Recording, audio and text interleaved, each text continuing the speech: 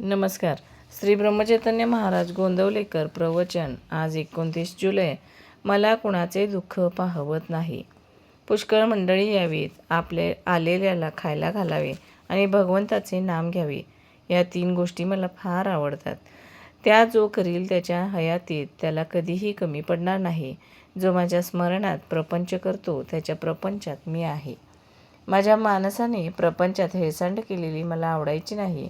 उलट इतरांच्यापेक्षा त्याने जास्त दक्षता दाखवली पाहिजे. कमी आहे त्याची काळजी न करता, जास्त असेल तर त्याविषयी ममत्व न ठेवता जो येईल तसा खर्च करतो, तो मनुष्य ते सर्व मला देतो. मला विकत श्राद्ध घ्यायची सवय आहे.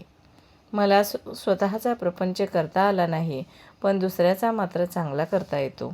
माझ्याजवळ एकही पैसा नव्हता आणि खाणारी माणसे पुष्कळ होती, पण मी कधीही काळजी केली नाही. मी आजपर्यंत पैशासाठी कुणापुढे जीभ विटाळली नाही. उद्या जर कोणी 1,00,000 रुपये माझ्या नकळत माझ्या उशाशी आणून ठेवले, तर मी ते विष्ठेसारखे बाजूला सारेन आणि स्वतःच्या श्रमाने 4 आणे मिळवून पोट भरेन. मला आवडते की एक लंगोटी घालावी, मारुतीच्या देवळात राहावे, भिक्षा मागावी आणि अखंड नाम घ्यावे.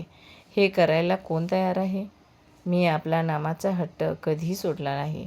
मी जरी जास्त गरिबांचाच आहे, तरी मला प्रपंचात कधी दैन्यपणा आवडत नाही. दुसऱ्यांकरता निस्वार्थीपणाने भीक मागण्याची मला कधीच लाज वाटली नाही. व्यवहारदृष्ट्या माझ्यामध्ये एकच दोष आहे की मला कुणाचे दुःख पाहवत नाही. माझ्यामध्ये प्रेमाशिवाय दुसरे काही सापडायचे नाही. माझ्यातले प्रेम काढले तर मग मी नाहीच.